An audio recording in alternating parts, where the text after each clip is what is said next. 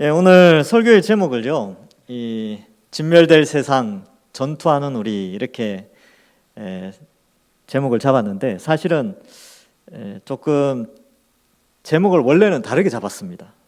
어떻게 잡았냐면 전투는 장비빨이다 이렇게 하려고 했는데 제목이 너무 좀 가벼워 보여서 조금 진중하게 제목을 바꿨습니다. 이 여호수아 이 설을 살피면요, 이 전투하는 교회, 전투하는 신앙에 대해서 우리에게 말씀해 주고 있습니다. 이 성경 66권을 전체적으로 한꺼번에 이제 다 이렇게 습득을 하면 참 좋겠지만 하나님은 이런 방대한 내용을 통하여서 우리 신앙의 속성을 여러 가지 형태로 설명을 해 줍니다. 그래서 어떨 때는 예수님의 십자가 바라보면서 위로받고 격려함 받고 또 천국을 소망하면서 기뻐하고 즐거워하기도 하고요. 또 어떨 때는 그 십자가의 길 때문에 고난당하고 슬퍼하고 힘들어하는 그런 모습도 있고, 또 여호수아 같은 경우는 이제 우리의 인생이 영원한 하나님 나라를 바라보면서 짧은 100년의 인생이지만 마치 가나안 땅을 차지하듯이 우리의 인생이 전쟁과 같다라는 것을 또한 말씀해 주고 있습니다. 그래서 이 여호수아의 말씀은요, 이 에베소서에서는 영적인 전쟁으로 묘사되어지고 에베소서에는 아주 간략하게 우리가 이 전투력을 갖춰야 된다라는 것을 설명합니다. 그런데 이 여호수아 전체에서 끊임없이 우리에게 강조하고 있는 전투력이 있어요. 그 전투력은 일종의 장비죠. 전투를 할 수 있는 장비들인데 그 장비는 눈에 보이는 것이 아닙니다. 바로 위로부터 오는 그런 전투 장비지요. 이것을 갖출 것을 끊임없이 요구하고 있고, 신약 성경에서는 이 전투 장비를 하나님의 전신갑주다 이렇게 표현하고 있습니다. 그래서 여러분, 일주일 동안 우리가 살면서 신앙생활 하는 게 사실은 그냥 물 흐르듯이 이렇게 쭉 흘러갈 때도 있지만 이 여호수아를 통하여서 우리가 내가 전투 중에 있구나, 내가 죄와 싸우는 사람이었구나, 예수님이 십자가에 달려 죽으신 목적이 나보고 죄와 싸우며 승리하며 거룩하게 살아가라고 부리신 거구나 라는 것을 깨닫게 하는 것이 또한 이 여호수아의 말씀입니다. 그러니까 이 전투를 잘 해야 됐죠. 이 영적 전투, 죄와의 싸움, 이렇게 사명과의 어떤 전투력, 이런 것들을 잘 하려면요, 장비빨이 좋아야 됩니다. 그래서 오늘은 이 영적인 장비, 어떠한 것들을 우리가 좀 갖춰야 될까, 또 어떠한 것들은 또 버려야 될까, 이런 것들을 한번 생각해 보도록 하겠습니다. 자, 여러분, 에베소서 6장 11절, 지난주에 제가 특별히 이 에베소서 6장의 말씀들을 많이 인용을 했었는데 거기에 이렇게 되어 있습니다.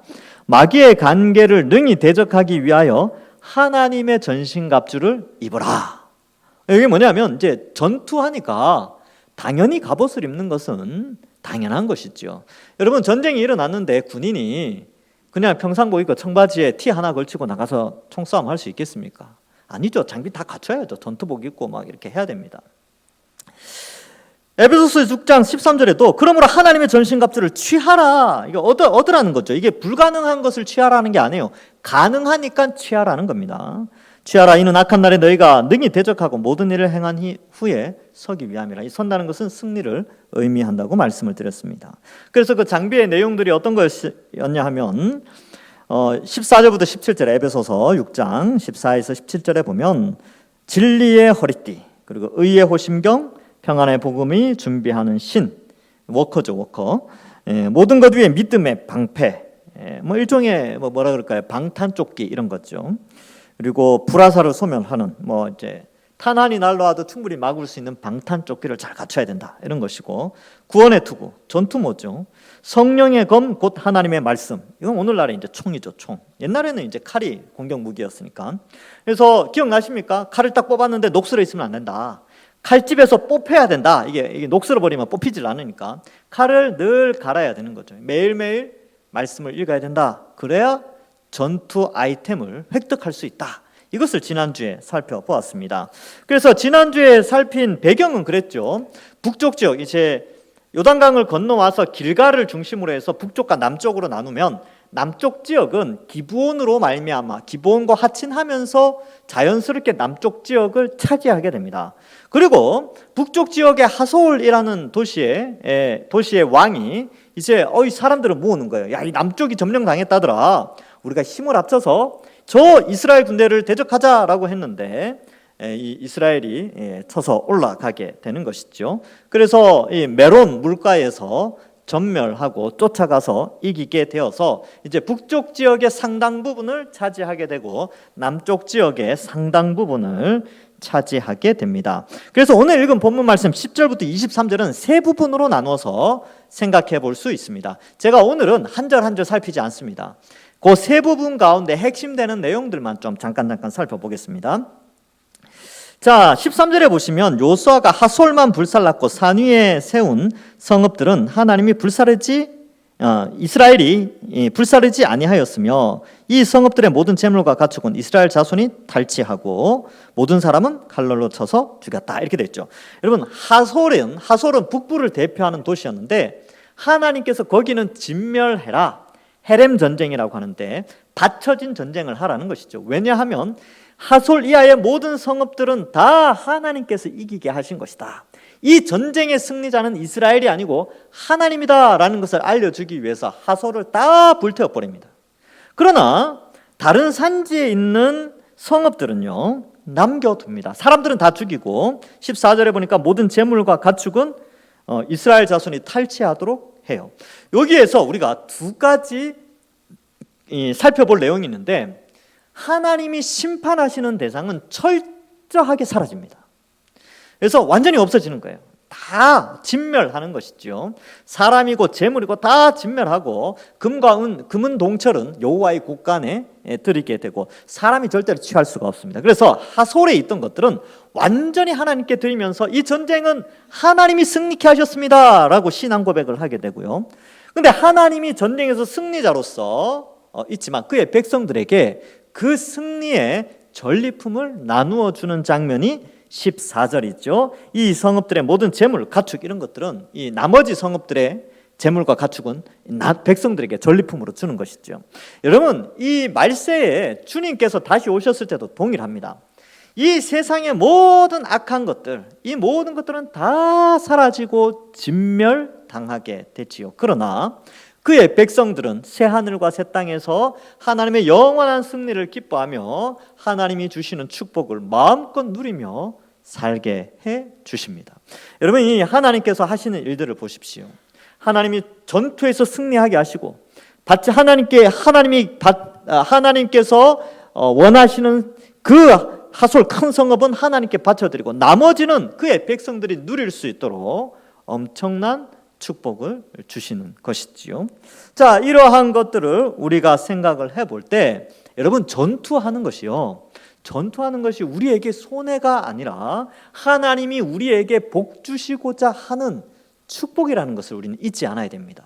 그러니까 우리가 영적인 전투, 죄와 싸워나가고 하나님께 영광 돌리고, 또 어떤 전투가 있습니까? 복음 전파하여서 세상 사람들, 예수님 믿지 않는 자들을 하나님의 백성으로 끌어오고, 그죠? 죄의 포로로 잡혀있던 사람들을 복음을 통하여, 예수 그리스도의 십자가 복음을 통하여 그들을 불러오고 하는 이 모든 전투 상황 속에서 하나님의 백성들이 누릴 것도 하나님이 준비해 놓고 있다는 사실을 우리는 잊지 않아야 하는 것이죠. 그러니까 전투는 해볼만 하다니까요. 죄와 싸워 볼만 합니다. 우리가 죄와 싸워서 승리할 때 하나님이 어떠한 길로 어떠한 축복을 우리에게 주실지는 알지 못하지만 죄와 싸워 이겨나가는 그 상황 속에서 하나님이 우리에게 많은 복들을 주시고, 이 땅에서의 복뿐만 아니라, 저는 이 땅에서 크게 있어도 좋고 없어도 좋지만 영원한 하나님 나라에서 우리의 전투의 보상들이 주어진다는 것을 우리는 잊지 않아야 됩니다. 새하늘과 새 땅에서 영원한 복락을 누리게 하시는 것이지요. 자, 그러나 이 세상은 심판당합니다. 이 죄악된 세상은 없어지는 거죠. 모든 죄의 모습들이 다 없어져요. 뉴스에 보면 안 좋은 뉴스 많이 나오죠. 주님 재림하시면 그런 뉴스 없어집니다. 그런 뉴스가 없어지고 좋은 뉴스만 나오는 거예요. 어디에서 누가 더 섬겼더라, 이런 뉴스. 하나님의 영광이 이렇게 나타났더라. 이거는 제가 이제 상상을 한 거고요. 어쨌든 나쁜 뉴스들은 다 없어지는 거죠. 왜냐하면 모든 죄들은 사라지기 때문에 그렇습니다. 자, 이제 16절부터 20절까지는요, 우리 읽다가 보면 좀 특이한 내용들이 잠깐 나와요. 지금 북쪽과 남쪽에 있는 산지와 평지, 골짜기를 하나님이 다 차지하게 하셨는데, 그러나 완전히 다 차지한 것은 아닙니다. 남아 있어요. 그래서 온 땅을 점령한 것처럼 이렇게 보이지만요. 그래서 16절에 보면 그 온 땅 곧 이렇게 해서 점령하였으니라고 되어 있어서 다 점령한 것 같고, 또 23절에도 그 땅의 전쟁이 그쳤다. 23절에 보면 그 온 땅을 점령하여 이렇게 되어 있는데 13장 1절에 가면 이렇게 기록되어 있어요. 요수아가 나이가 많아 늙음에 여호와께서 그에게 이르시되 너는 나이가 많아 늙었고 얻을 땅이 매우 많이 남았도다. 이렇게 되어 있죠.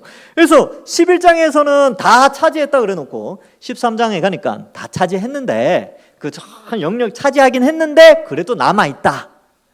이렇게 표현하는 거죠. 여러분, 우리의 구원도 마찬가지예요. 우리가 이미 구원을 얻었다니까요. 구원을 얻었는데 그러나 아직은 아니에요. 이미 천국을 소유했어요. 이미 천국을 소유한 자로 영생을 얻은 자라니까요. 그래서 예수님을 믿으면 영생을 얻었죠. 그러나 아직 아니잖아요. 우리 죽잖아요. 예. 영생이 예수 그리스도의 재림을 통하여 육체가 영생하는 날이 있지만 그 날이 너무나 확실하기 때문에 우리가 살아갈 때에 이미 영생을 얻었다라고 표현을 하는 것이죠. 마찬가지로 하나님께서 온 땅을 차지하게 하시지만 아직 이미 다 차지한 것처럼 기록은 하지만 아직은 남아있다는 거죠. 그러니까 우리의 구원과 아주 흡사해요.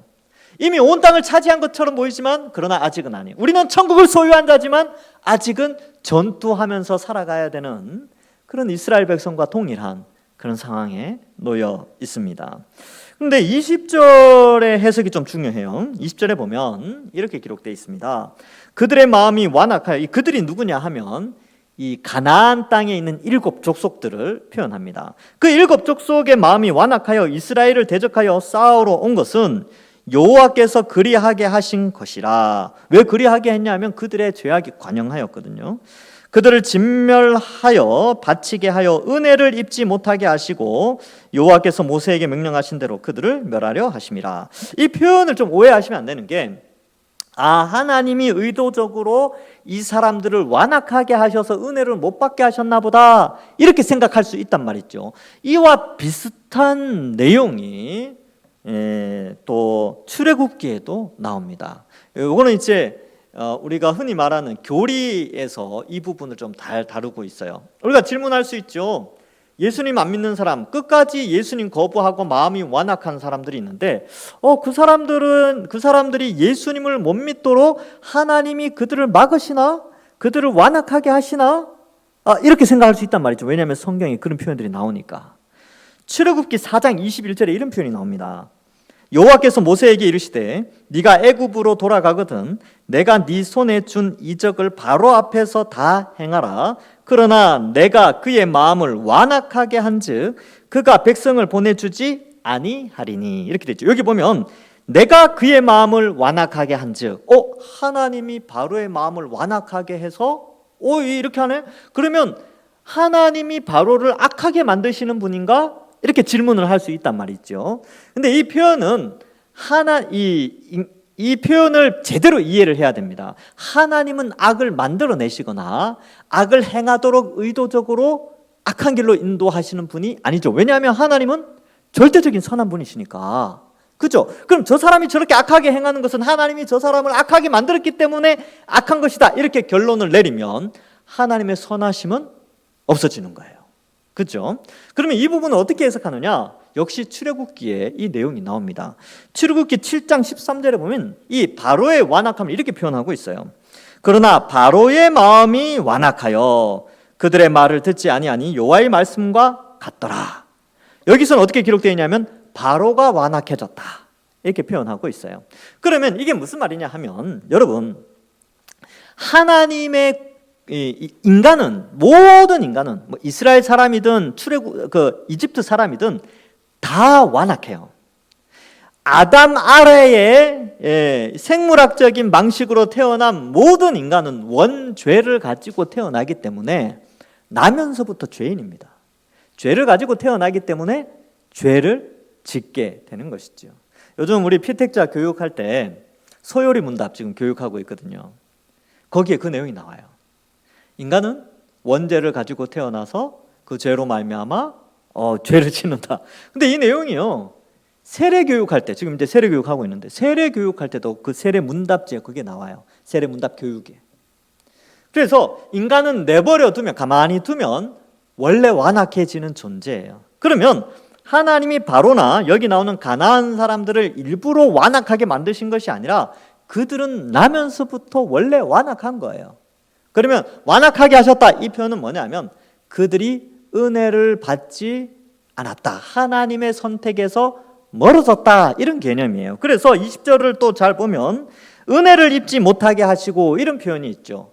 그러면 우리는 누굽니까? 하나님의 백성은 어떻게 되어지냐면 은혜를 받으면 하나님의 백성이 되는 거예요. 즉 하나님의 주권적 자유로운 선택, 이것으로 인하여서 하나님의 백성이 되어집니다. 여러분, 여기에 나오는 이스라엘이 원래 착했을까요?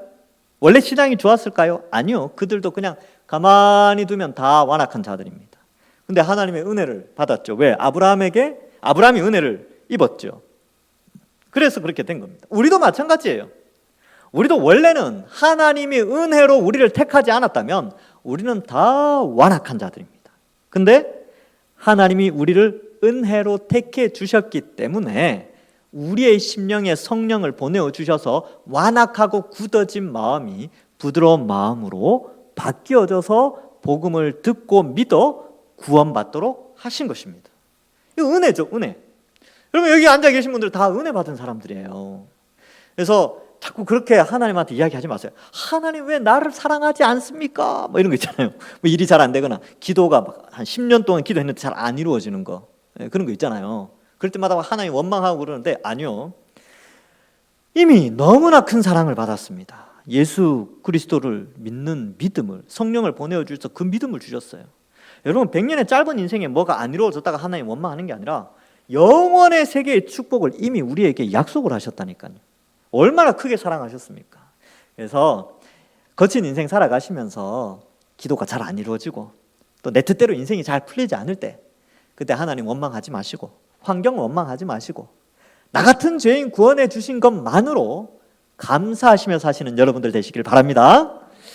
예, 자, 그래서 이제 이러한 부분도 여기 이제 궁금하실까봐 또 이것도 상당히 중요한 원리입니다. 그래서 우리가 은혜로 구원함을 받았다. 그래서 이 완악하게 하신 것이 아니라 내버려 두신 거예요. 이 가나안 족속들, 뭐 바로 그냥 내버려 둔 거죠. 근데 이게 내버려 두는 게 심판이에요. 로마서 1장 24절에 이렇게 되어 있습니다. 그러므로 하나님께서 그들의 마음의 정욕대로 더러움에 내버려 두사 그들의 몸을 서로 욕되게 하게 하셨으니. 로마서 1장 26절, 이 때문에 하나님께서 그들을 부끄러운 욕심에 내버려 두셨으니 곧 그들의 여자들도 순리대로 쓸 것을 받고 영리로 쓰며. 로마서 1장 28절에 또한 그들이 마음에 하나님 두기를 싫어하며 하나님께서 그들을 그 상실한 마음대로 내버려 두사 합당하지 못한 일을 하게 하셨으니. 그러니까 하나님이 은혜를 베풀지 않으면 내버려 두는 거예요. 내버려 두면 어떤 결과를 가지고 오냐면 결국 심판을 받아 영원한 불못에 던져지는 형벌을 받게 되는 것입니다. 여러분, 이 세상 사람들이 잘 먹고 잘 살고 악인들이 득세하며 또 범죄함이 더욱더 관영해지는 이 세상 가운데 여러분들 사시는데 이런 질문을 할 수 있죠. 아니, 하나님이 정말 살아계시다면 저러한 죄악들이 이 세상에 이렇게 가득하다니 하나님 살아계신 거 맞나? 이렇게 생각하지만 아니요, 그냥 하나님이 내버려 두시고 있는 거예요. 왜요? 은혜를 받지 못하면 결국 영원한 심판에 그들이 처해지기 때문에 그렇습니다. 그러면 또 우리는 그리스도인들 입장에서는 어떻게 생각해야 되냐면 그들이 영원한 심판에 처해지기 때문에 기회 있을 때 전도해야 돼요. 예수님 믿도록. 언제 주님 다시 오실지 모르고 인간의 생명이요, 올 때는 순서대로 오지만 갈 때는 순서가 없거든요. 그러니까 기회 있을 때 우리 주변에 예수님 믿지 않는 사람들한테 빨리빨리 복음을 전해야 되고 하여튼 작전을 잘 세우셔야 됩니다. 자, 그렇게 하는 것이죠. 그래서 내버려 두심이 심판이다. 그래서 하늘로부터 오는 진노를 그들이 이미 받았다. 이 로마서에서는 그것을 설명하고 있습니다. 자, 이제 세 번째 단락 21절부터 23절에서는요. 이런 내용이 나옵니다. 뭐 여러 헤브론, 뭐 드빌 뭐 이렇게 나오는데 헤브론은 나중에 다시 이제 이 갈렙 파트에 가서 이 헤브론이 다시 등장하게 되는데요. 이 가나안 땅에 어떤 사람들이 존재했느냐 하면 아낙 자손이 있었습니다. 그래서 21절에 보면 아낙 사람들을 멸절하고 22절에도 아낙 사람들이 하나도 남지 아니하였고 이렇게 되어져 있지요. 여기에 이 지금 앞에서는 기록이 잘 안 나와 있었는데 11장에서 이 남쪽과 북쪽 전투를 정리하면서 등장하는 단어가 이 아낙 자손입니다. 근데 11장에서 이 아낙 자손과 함께 아주 중요한 포인트 단어가 3개가 나옵니다. 첫 번째는 오늘 살핀 이 아낙 자손이라는 의미고, 두 번째는 병거입니다. 세 번째가 말. 근데 순서는 말, 병거, 아낙 자손 이렇게 나와요. 왜냐하면 이 세 가지가 가나안 땅에 존재하는 민족들의 강력한 무기였어요. 이 세 가지가. 그래서 이 세 번째 아낙 자손이라는 것은요, 병기이기도 하지만 이 이스라엘을 두려움에 떨게 했던, 그리고 40년 광야 생활을 하게 만들었던 결정적인 요인이 바로 이 아낙 자손이었습니다. 이 모세가 출애굽했죠. 출애굽해서 이제 홍해를 건너 가데스 바네아에 이제 해서 가나안 땅에 정탐꾼을 보내요. 12명의 정탐꾼을 보내거든요. 근데 그들이 돌아와서 보고하는 내용 중에 말과 병거에 대한 이야기도 있지만 그런 것보다는 무엇을 주로 이야기하냐면 아낙 사람이 있다는 거예요. 아낙 사람. 그래서 민수기 18장 28절에 이런 내용이 나옵니다. 그러나 그 땅 거주민은 강하고 성읍은 견고하고 심이 클 뿐 아니라 거기서 아낙 자손을 보았으며 이렇게 기록하고 있고요. 33절에 민수기 13장 33절에는 거기서 네피림의 후손인 아낙 자손의 거인들을 보았나니 우리는 스스로 보기에도 메뚜기 같으니 그들이 보기에도 그와 같았을 것이니라. 그래서 12명의 정탐꾼 가운데 10명의 정탐꾼이 아낙 자손을 보고 오금이 저려서 이미 정신 싸움에서 져버렸어요. 그래서 모세를 원망하죠. 그러니까 그 문제로 말미암아 40일 정탐을 하였는데 40년 하나님이 연단시키는 세월을 보내게 됩니다. 아낙 자손 아주 거대하죠. 근데 거기에 보면 이 22절에 보면 아낙 사람들이 하나도 남지 아니하였지만 가사와 가드와 아스돗에만 남았더라. 가사와 가드와 아스돗은 블레셋 쪽이 있는 팔레스타인 민족이 있는 도시였어요. 5대 도시 중에 이 3개의 도시에 아낙 사람들이 존재하였고, 가드의 유명한 아낙 사람 네피림의 후손인 골리앗이 거기 가드 출신입니다. 그러니까 그 다윗과 골리앗 장면에서 보면 이스라엘이 또 과거에 가데스 바네아에서 두려워 떨었던 그 10명의 정탐꾼처럼 사울 아래에 있던 모든 병사들이 두려워 떨었죠. 그러나 그 아낙 자손을 두려워하지 않고 전통적인 병법, 하나님을 의지하고 나갔던 다윗은 그 전쟁에서 승리하게 되지요. 나중에 제가 이 사무엘 상하를 또 이제 강의할 때가 있는데 아주 재밌어요. 이 사무엘 상하 하나하나의 내용들이 사실은 성경 66권을 통하여서 해석되어질 때 우리가 기존에 알고 있던 지식을 초월해서 더 많은 것들을 우리에게 알려주고 있습니다. 자, 어쨌든 지금 아낙 자손이 없어졌죠. 이건 굉장히 중요한 의미가 있습니다. 여러분, 이 가나안 북부 지역은 말과 병거가 있고 아낙 자손들이, 가나안 땅은 아낙 자손까지 있는 아주 견고한, 인간이 이룰 수 있는 강력한 국방력을 가진 나라들이었습니다. 그러나 이스라엘은 그렇지 않았죠. 이스라엘은 말도 없고 병거도 없고요. 그리고 또 아낙 자손도 없었습니다. 그런데 어떻게 이기게 됐습니까? 하나님이 이기게 하셨죠. 하나님이 승리케 하신 거예요. 그래서 병기가 뭐 발전했겠습니까? 여러분, 세계의 역사에 보면, 세계사에 보면 철기 문명이 처음 시작된다가 어디냐 하면 히타이트 민족입니다. 헷 족속이에요. 근데 헷 족속이 북부에 있다가 이 가나안 쪽으로 이동하여 철기를 보급하게 됩니다. 근데 그때 이 이스라엘은 이 철기가 많이 없었어요. 이 블레셋 쪽이 히타이트 민족이 블레셋 쪽으로 내려오거든요. 그래서 블레셋 쪽이 굉장히 무기가 발전하게 됩니다. 철기 문명이 발전. 그전에는 청동기였죠. 뭐. 근데 철기 문명이 발전하면서 이스라엘이 거기 또 두려워하는 거예요. 여러분, 문명의 변화 속에서 이 인간에게 오는 두려움은 굉장한 것입니다.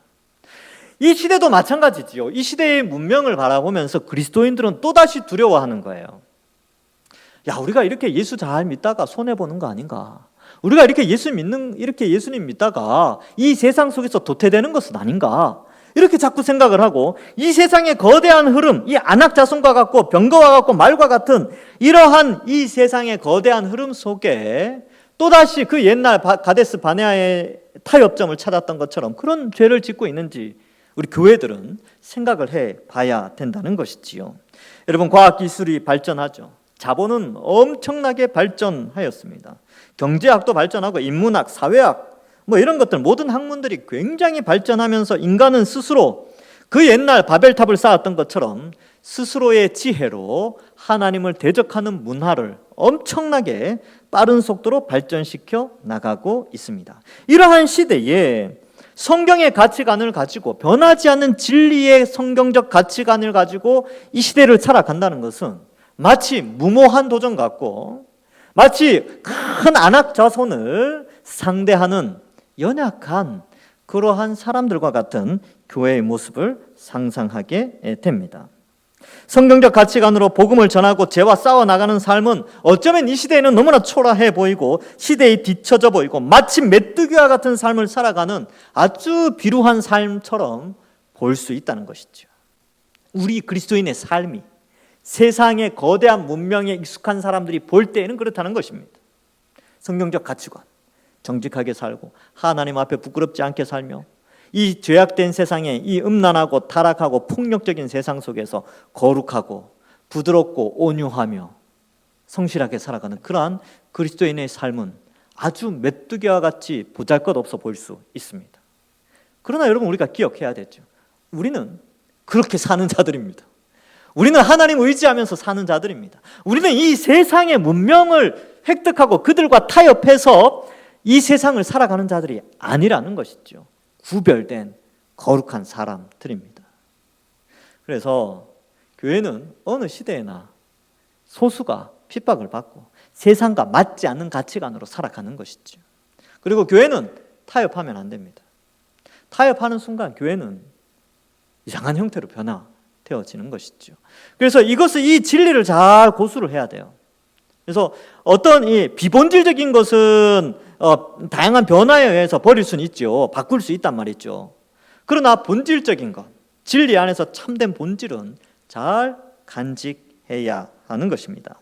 그래서 우리는 이 싸움에서 믿음을 지켜내야 되고요. 믿음을 또 잘 전수해 줘야 되고, 그 다음에 믿음이 자라면서 성장시켜 나가야 하는 것입니다. 여러분, 이렇게 이 세속 사회에서 살면요, 끈기가 있어야 됩니다. 인내가 있어야 되고 믿음을 향한 끈질긴 그런 모습이 있어야 돼요.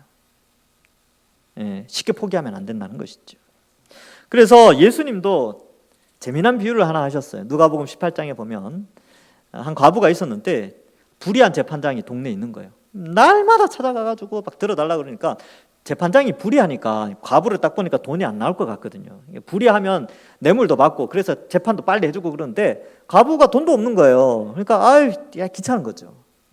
이게 실용성이 없다고 생각해서 자꾸 내버려 뒀는데 매일매일 찾아오고 귀찮게 하니까 그 재판장이 그러죠. 내가 원래 불의한데 맨날 찾아오니까 안 되겠구나 하고 이야기를 들어준단 말이죠. 그러면서 예수님이 누가복음 18장 8절에서 뭐라고 말씀하시냐 하면 내가 너희에게 이르노니 속히 그 원한을 풀어주시리라. 하나님도 그렇다는 것이죠. 그러나 인자가 올 때에 세상에서 믿음을 보겠느냐 하시니라. 이 믿음은 뭐예요?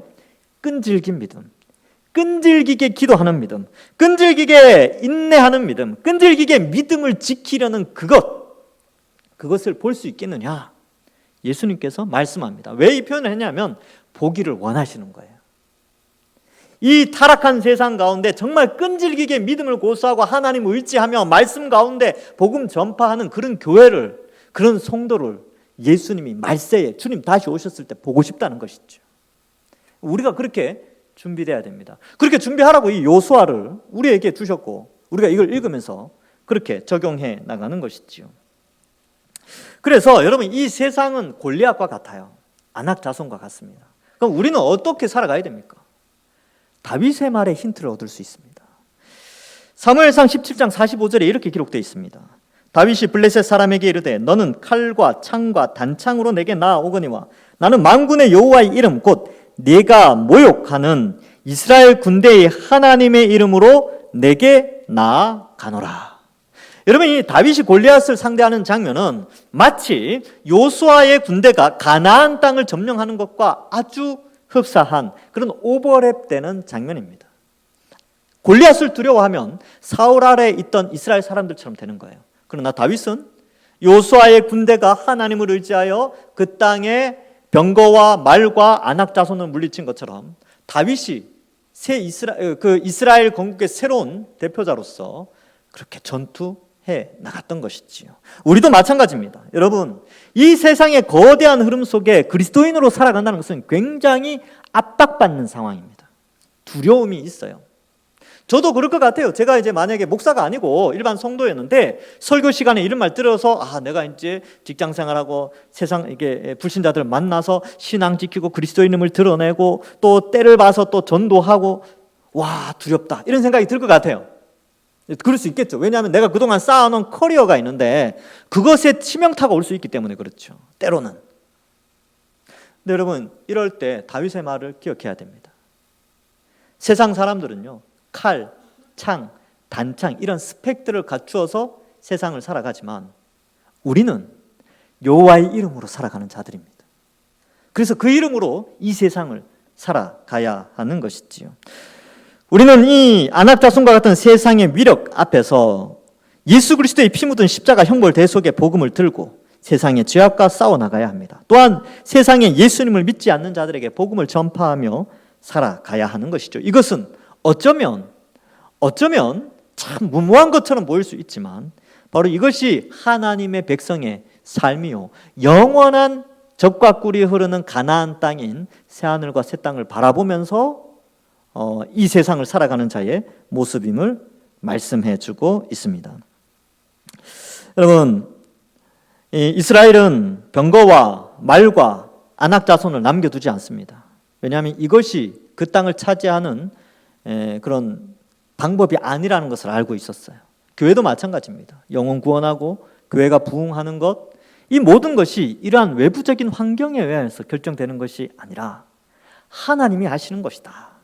하나님의 말씀이 교회 안에 있으면 하나님이 부흥시켜 주신다. 사람들의 영혼을 변화시켜 주신다. 이것을 우리가 믿는 것이죠. 그래서 부흥회를 왜 하는지 아십니까? 우리의 둔탁한 심령이 짧은 기간 안에 말씀을 통하여서 이러한 영적인 에너지를 얻기 위해서 부흥회를 하는 것입니다. 그래서 이걸 또 기도하는 것이죠. 신앙으로, 믿음으로, 말씀으로 바로 이 세상의 악한 것들과 싸워 나가는 자들입니다. 최후 심판에서도 마찬가지입니다. 여러분, 여기에 가나안 족속들이 다 진멸된 것처럼 마지막 예수님 다시 오실 때도 이 세상은 진멸당합니다. 계시록 20장 10절에 또 그들을 미혹하는 마귀가 불과 유황못에 던져지니 거기는 그 짐승과 거짓 선지자도 있어 세세토록 밤낮 괴로움을 받으리라. 반드시 이 일은 이루어집니다. 계시록 20장 14절과 15절에 사망과 음부도 불못에 던져지니 이것은 둘째 사망 곧 불못이라 누구든지 생명책에 기록되지 못한 자는 불못에 던져지더라. 과거에 가나안 민족들이 다 진멸당한 것처럼 나중에 주님 오셨을 때 이 땅에 예수님 믿지 않는 자들은 다 불못에 던져지게 되는 것이죠. 그러한 가운데 있기에 우리는 이 영적 전투를 치열하게, 끈질기게, 인내력 있게 그리고 세상의 것들을 갖추어서 이 전투를 치르는 것이 아니라 하나님을 의지하고 믿음을 강하게 해서 말씀의 무기를 가지고 또 하나님의 전신갑주를 입고 기도의 열심을 내면서 이 전투하는 삶을 살아가는 것입니다.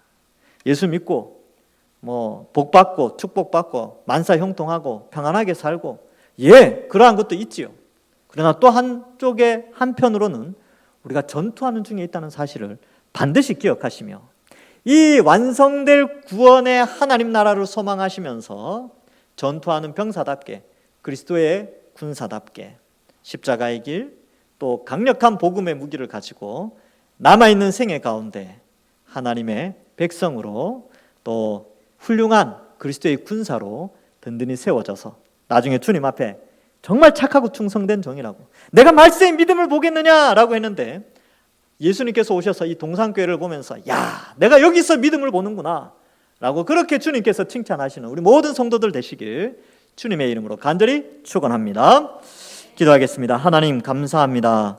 우리를 택하여 주시고 구원하여 주시며 또한 이 성경 말씀을 통하여 시대를 분별하고 우리의 정체성과 우리의 살아가는 신앙의 모습들을 점검하게 해주시니 감사합니다. 우리가 믿음 생활하는 것이 여러 가지 이 형태가 있는데 그러한 가운데 영적 전투 가운데 있다는 사실도 깨닫게 하셨사오니 하나님, 하나님의 전신갑주를 입고 성령의 능력으로 이 거대한 이 안악자손과 같이, 거대한 가나안 문명과 같이, 바벨론과 같은 이 세상 가운데에서 하나님의 백성답게 믿음으로 살아가는 저희들 다 되게 하여 주옵소서. 세상의 것들을 갖추어서 살아가는 자들이 아니라 세상의 것이 갖추어지든 갖추어지지 않든 하나님만 있으면 모든 것이 가능하다는 사실을 믿고 살아가는 우리 모든 주의 백성들 되게 하여 주옵소서. 감사드리옵고 예수님의 이름으로 기도하옵나이다. 아멘.